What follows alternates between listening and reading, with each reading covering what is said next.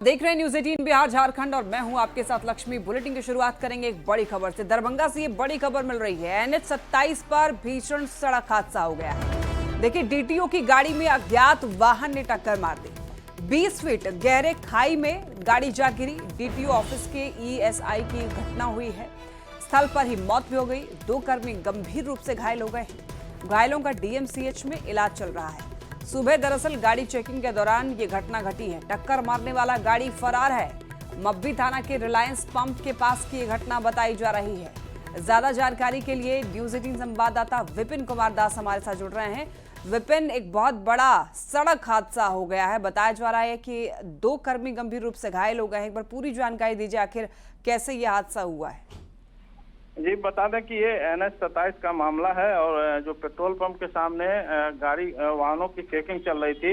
ये अक्सर वहां पर चेकिंग किया जाता है DTO के द्वारा सुबह सुबह। और इसी क्रम में जो एक अज्ञात वाहन था, जो बताया जा रहा है प्रत्यक्षदर्शियों के द्वारा कि जब उनको रोकने की इशारा किया गया तो वो टक्कर मारते हुए आगे भाग गया, जिसके बाद गाड़ी जो है गड्ढे में पलट गई और पलटने के बाद एक की मौत हो गई है। वहीं 2 लोग गंभीर रूप से जख्मी हैं, जिनका DMCH में इलाज चल रहा है। जी, और आखिर ये घटना कैसे घटी विपिन? जो बताया जा रहा है उसके अनुसार DTO के जो कर्मी थे वो ESI मुन्ना, उनके द्वारा जो है इशारा दिया गया। अज्ञात जो वाहन आ रहा था, चेकिंग चल रहा था, लेकिन वो वाहन रुका नहीं और जो भागने के क्रम में वो टक्कर मारते हुए आगे भाग गया, जो बताया जा रहा है। लेकिन इस तरह का जो मामला है ये पहली बार NH हाईवे पर दिखाई दिया है। जिस तरह से वाहन चेकिंग होता आया है और सुबह सुबह ही वाहन चेकिंग ज्यादा सुबह या शाम में होता है और ऐसे में ये घटना को अंजाम देकर अज्ञात वाहन फरार हो गया है। जी ठीक है, बहुत धन्यवाद इन तमाम जानकारियों के लिए विपिन। पटना से बड़ी खबर। देखिए, पटना में एक बार फिर से दुस्साहस। पुलिस कर्मियों को कुचलने की एक बार फिर से कोशिश की गई है। पटना में पुलिस पर कार चढ़ाने की कोशिश।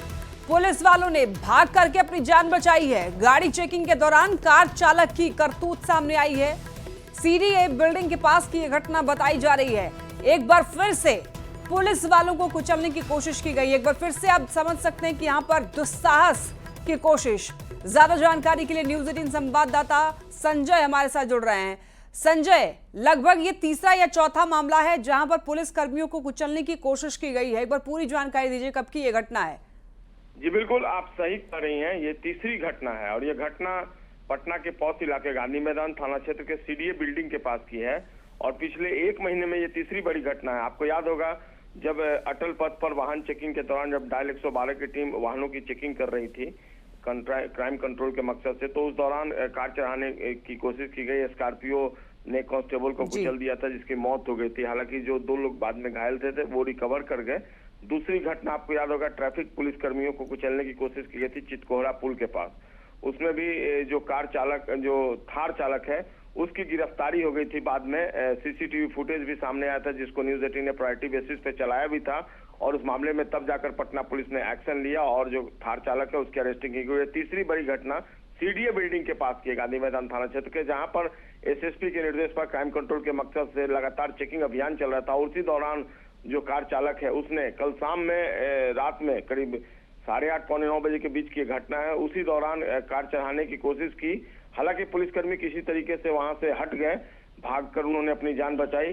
CCTV फुटेज को पुलिस खंगाल रही है। कार चालक का जो आइडेंटिफिकेशन है उसकी पहचान करने में जुटी हुई है। कार का नंबर हालांकि पुलिस के पास आ गया है और उस आधार पर आगे की छानबीन और कार्रवाई कर रही है। और जो पुलिस अधिकारी हैं उनका साफ तौर पे मानना है कि इस मामले में कानूनी कार्रवाई की जाएगी और जल्द से जल्द उसको कानून के शिकंजे में लाया जाएगा। बिल्कुल संजय, और ऐसे हिमाकत करने वाले लोगों का जो मनोबल है उसको तोड़ना बहुत ज्यादा जरूरी है।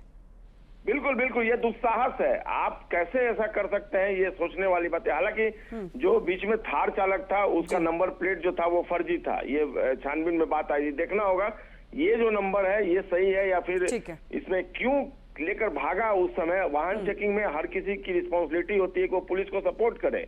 पुलिस अगर जांच करना चाहती है, वो केवल जांच करना चाहती है कि आप किस तरीके के लोग हैं, आपकी गाड़ी में क्या है नहीं है, सारी चीजों की केवल जांच कर लेती है और तसल्ली कर लेती है पुलिस। क्राइम कंट्रोल के लिए ऐसा जरूरी भी है। लेकिन आप इस तरीके से अगर दुस्साहस का परिचय देंगे तो जाहिर सी बात है सवाल खड़े होंगे और एक बार फिर से सवाल खड़े हुए हैं। देखना होगा क्या कार्रवाई होती है और किस तरीके से कार चालक का नंबर सामने आता है। और बहुत धन्यवाद आपका इन तमाम जानकारियों के लिए। अब यहाँ पर एक्शन लेना बहुत जरूरी होगा। चलिए बढ़ते हैं खबरों में आगे। इस वक्त की एक बड़ी खबर, पटना एयरपोर्ट पर बम की धमकी मिली है। दरअसल ईमेल के जरिए यह धमकी दी गई है और जांच में आपत्तिजनक सामान हालांकि नहीं मिला है। हवाई अड्डा थाना में केस दर्ज, मेल का पता लगाने में अब पुलिस जुटी है। और देखिए, बम की खबर पर अफरा तफरी मच चुकी है।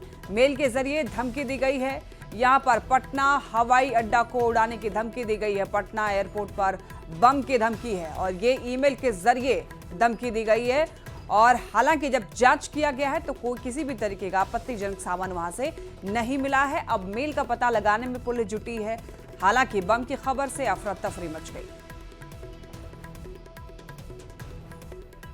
खबर देखिए मुजफ्फरपुर से है। नाबालिग छात्रा ने आत्महत्या कर ली। ब्लैकमेलिंग से तंग आकर के नाबालिग छात्रा ने अपनी जान दे दी। अश्लील वीडियो से ब्लैकमेल का भी आरोप है। गांव के ही दरअसल एक युवक पर आरोप लगा है। थाने में आवेदन देने के लिए छात्रा पहुंची थी। लोगों ने केस दर्ज नहीं करने का आरोप लगाया है। पारू थाना इलाके का यह मामला बताया जा रहा है। ज्यादा जानकारी के लिए न्यूज 18 संवाददाता प्रियांक सौरभ हमारे साथ मुजफ्फरपुर से जुड़ रहे हैं।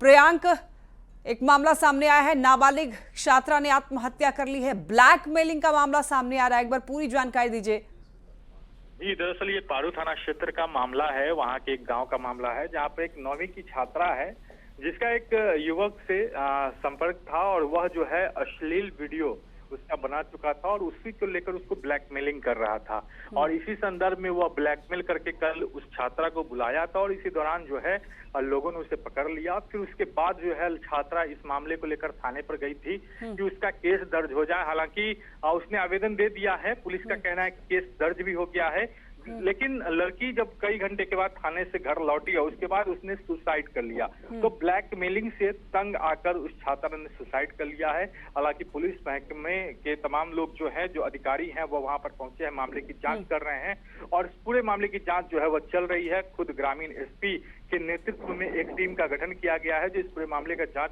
किया जा रहा है कि आखिर क्या वजह है जो छात्रा ने सुसाइड किया है। हालांकि इस बीच जो है लोगों का यह भी आरोप था कि पुलिस ने कई घंटे तक केस दर्ज नहीं किया, इससे भी छात्रा आहत थी। लेकिन पुलिस ने सीधे तौर पे कहा है कि मामले में केस दर्ज हो गया है और अग्रसर कार्रवाई की जा रही है। ठीक है, बहुत धन्यवाद आपका इन तमाम जानकारियों के लिए प्रियांक। बड़ी खबर दानापुर से, जहां पर मनेर में जमीन विवाद को लेकर दो गुटों में जमकर गोलीबारी हुई। बताया यह जा रहा है कि जमीन को लेकर पुराना विवाद चल रहा था जो कि खूनी संघर्ष में बदल गया, जिसके बाद दर्जनों राउंड गोलियां चली, जिससे इलाके में अफरा तफरी मच गई। घटना का सीसीटीवी फुटेज भी सामने आया है जिसमें गोली चलने की पूरी वारदात रिकॉर्ड हुई है। सूचना मिलते ही पटना पुलिस मौके पर पहुंची और हालात पर काबू पाया। सर्च ऑपरेशन के दौरान पुलिस ने 4 लोगों को गिरफ्तार कर लिया है। मौके से कारतूस और कई खोखे भी बरामद किए गए हैं। सिटी एसपी ने घटना की जानकारी देते हुए ये बताया कि विवाद में शामिल 4 लोगों को गिरफ्तार किया गया है। अन्य लोगों की पहचान की जा रही है। सीसीटीवी फुटेज के आधार पर आगे की कार्रवाई होगी। फिलहाल इलाके में भारी पुलिस बल की तैनाती कर दी गई है। पुलिस ने लोगों से शांति बनाए रखने की अपील की है। उनके ऊपर गोली से फायर किया गया है और इस घटना को गंभीरता से लेते हुए एसएचओ मनेर के नेतृत्व में एक टीम का गठन किया गया था और इसमें हम लोगों की टीम ने रात्रि भर इसमें छापेमारी की है और उसी का परिणाम रहा कि इसमें 4 जो घटना स्थल से खोखे बरामद किए गए। इसके अलावा 4 जिंदा कारतूस भी इसमें बरामद किए गए हैं और इसके अलावा 4 अभियुक्तों की इसमें गिरफ्तारी की गई है। और देखिए, आपको बताते चलें, इस मामले में 4 लोगों को गिरफ्तार किया गया है। अन्य लोगों की भी पहचान की जा रही है। सीसीटीवी फुटेज के आधार पर सूचना मिलते ही पटना पुलिस मौके पर पहुंची, हालात पर काबू पाया था। सर्च ऑपरेशन के दौरान पुलिस ने 4 लोगों को गिरफ्तार कर लिया है। चलिए बढ़ते हैं खबरों में आगे और अब बात करेंगे हम लोग बारिश की, और बारिश और उससे हो रही परेशानियों की। पटना में एक बार फिर से जल निकासी व्यवस्था की पोल खुल चुकी है। रात में हुई बारिश के बाद पटना रेलवे जंक्शन परिसर जो है वो तालाब में तब्दील हो चुका है। तस्वीरों में आप ये खुद देख सकते हैं कि किस तरीके से लोग आने जाने में लोगों को परेशानी हो रही है। लोग अपने हाथ में चप्पल रख करके आगे बढ़ रहे हैं और ये जो परिसर है पटना रेलवे जंक्शन का, वो तालाब में तब्दील हो चुका है। पूरे स्टेशन परिसर में पानी ने कब्जा जमा रखा है, जिससे रेल यात्रियों को परेशानी हो रही है। लोग जो हैं वो गंदे पानी से गुजरने के लिए मजबूर हैं। साथ ही वहां से सामान ले जाने में भी परेशानी हो रही है लोगों को। पटना नगर निगम और रेलवे की लापरवाही ने एक बार फिर से सुविधाओं के दावे पर सवाल उठा दिए हैं। पटना रेलवे स्टेशन का जो परिसर है वो तालाब में तब्दील हो चुका है। देखिए, रात में जो बारिश हुई है उसके बाद सुबह का यह नजारा है कि किस तरीके से पूरे परिसर में सिर्फ चारों ओर पानी ही पानी नजर आ रहा है और लोगों को काफी मुश्किलों का सामना करना पड़ रहा है, क्योंकि लोग अपने सामान को लेकर के जब वो प्लेटफॉर्म से बाहर स्टेशन परिसर में आते हैं तो उन्हें यहाँ पर पानी से होकर गुजरना पड़ रहा है। और देखिए किस तरीके से जो लोग हैं अपने जूते को हाथों में लेकर के अपने सामान को सर पर रख कर ले जाने को मजबूर है। तो कहीं ना कहीं कहा जा सकता है कि जब रात में बारिश हुई उसके बाद इसको लेकर के इंतजाम कहीं ना कहीं रेलवे को और नगर निगम को करना चाहिए था, ताकि यहाँ पर बड़ी संख्या में लोग जब आए उन्हें दिक्कत का सामना न करना पड़े। और देखिए तस्वीर किस तरीके से है कि लोग मजबूरी में इस गंदे पानी में चलने को मजबूर हैं। आम लोगों का, हजारों लोगों का आना जाना, सुबह में कई ट्रेनें आती हैं और सभी लोगों को इसी रास्ते से होकर गुजरना होता है। तो ऐसे परिस्थिति में कहा जा सकता है कि कहीं ना कहीं ये अनदेखी है नगर निगम की और रेलवे की, क्योंकि दोनों की जिम्मेवारी बनती है कि जब परिसर में पानी लगा हो तो उसकी निकासी भी जल्द से जल्द कर ली जाए, ताकि लोगों को मुश्किलों का सामना न करना पड़े। कैमरा पर्सन सुबोध के साथ शैलेंद्र, न्यूज़ 18 पटना। नेपाल में हो रही बारिश की वजह से सीतामढ़ी से गुजरने वाली बागमती और अधवारा समूह की नदियों के जलस्तर में अचानक से बढ़ोतरी देखने को मिल रही है। सीतामढ़ी से गुजरने वाली लखनदेई यानी लक्ष्मणा नदी भी उफान पर। नदी के जलस्तर में बढ़ोतरी की वजह से डायवर्जन पानी की तेज धारा में बह गया है। ज्यादा जानकारी दे रहे हैं न्यूज़ 18 संवाददाता राकेश सिंह। के जलग्रहण वाले इलाके में लगातार हो रही बारिश की वजह से सीतामढ़ी से गुजरने वाली बागमती और अधवारा समूह की नदियों के जलस्तर में अचानक से उफान आ गया है। हम आपको तस्वीरों के जरिए यह दिखाने की कोशिश करते हैं। सीतामढ़ी से गुजरने वाली यह लखनदेई नदी है, जिसे लक्ष्मणा नदी के नाम से भी लोग जानते हैं। इसके जलस्तर में अचानक से बदलाव हुआ है और नदी पूरे उफान पर है। आप तस्वीरों के जरिए देख सकते हैं, कल तक यह नदी पूरी तरीके से नाले के शक्ल अख्तियार कर चुकी थी, वही नदी अब धीरे धीरे विकराल स्वरूप धारण कर रही है। और नदी के बीच में जो डायवर्सन स्थानीय लोगों ने अपनी सुविधा के लिए बनाया था, वो भी नदी के तेज बहाव की वजह से ध्वस्त होती दिखाई दे रही है। तो आप तस्वीर देख सकते हैं, सीतामढ़ी शहर से गुजरने वाली यह लक्ष्मणा नदी की तस्वीर है, जिसमें लंबे अरसे के बाद बदलाव आया है और नदी पूरे उफान पर है। नेपाल के जलग्रहण वाले इलाके में लगातार हो रही बारिश की वजह से नदियों के स्वभाव में लगातार बदलाव होता जा रहा है और बागमती, अधवारा समूह और लक्ष्मणा नदी के तेवर लगातार बदलते जा रहे हैं। यही हाल रहा तो संभावित बाढ़ को लेकर लोग अचानक से दहशत में आ जाएंगे और स्थिति आप देख सकते हैं। सीतामढ़ी से गुजरने वाली बागमती और अधवारा समूह और लक्ष्मणा नदी की तस्वीर यही है। नदी के स्वभाव में बदलाव आया है और कल तक जो नदी नाले के शक्ल अख्तियार कर चुकी थी, उसमें अचानक से उफान आ गया है। राकेश रंजन, न्यूज़ 18 सीतामढ़ी।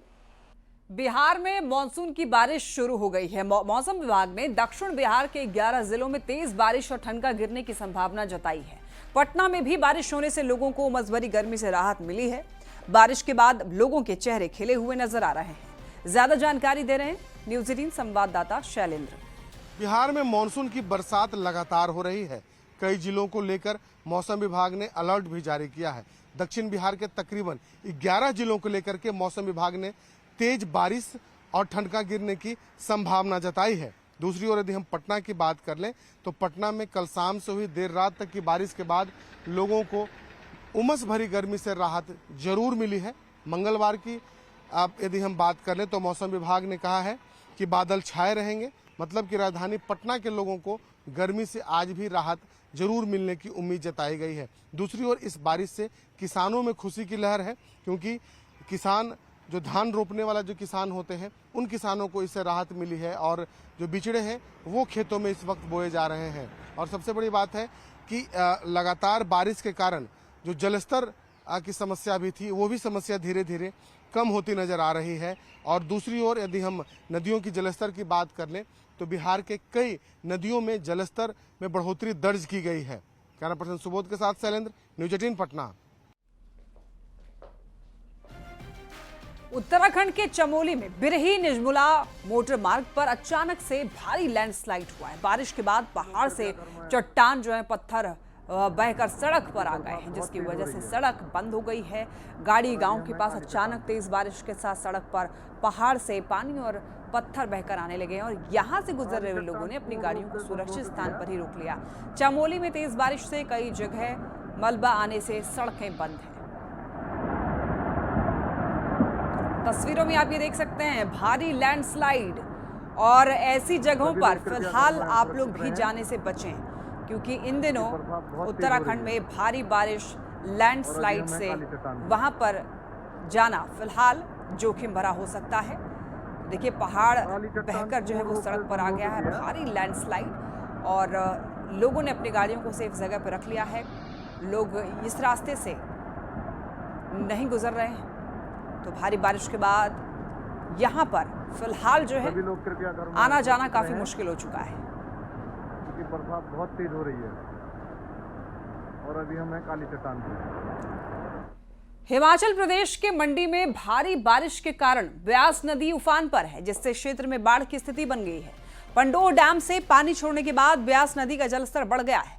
डैम से छोड़ा जा रहा 1.5 लाख क्यूसेक से भी ज्यादा पानी मंडी के पंचवक्त्र मंदिर तक पहुंचा बाढ़ का पानी, और कई यहां पर निचले इलाकों में भी पानी भर गया है। इन तस्वीरों में आप देख सकते हैं कि किस तरीके से उफान दिखाई दे रहा है। और देखिए ये वही मंदिर है, मंडी के पंचवक्त्र मंदिर तक बाढ़ का पानी पहुंच चुका है, आप खुद देख सकते हैं, और निचले इलाकों में भी पानी भर चुका है। मंडी की ये तस्वीरें, यहाँ पर पंडोह डैम से पानी छोड़ने के बाद की ये स्थिति आप देख पा रहे हैं। ब्यास नदी का जलस्तर जो है वो बढ़ गया है और नदी जो है उफान पर है। डैम से छोड़ा जा रहा है 1.5 लाख क्यूसेक से भी ज्यादा पानी। बात हम लोग करेंगे रामगढ़ की। रामगढ़ जिले की करें तो यहाँ पर देखिए जून महीने में रिकॉर्ड बारिश हुई है। बारिश ने पिछले 10 साल के सारे रिकॉर्ड को तोड़ दिए हैं। पतरातू डैम लबालब भर चुका है। आज भी मौसम विभाग ने ऑरेंज अलर्ट जारी किया है, तो ऐसे में प्रशासन लोगों को नदी और डैम के किनारे नहीं जाने की सलाह दे रहे हैं।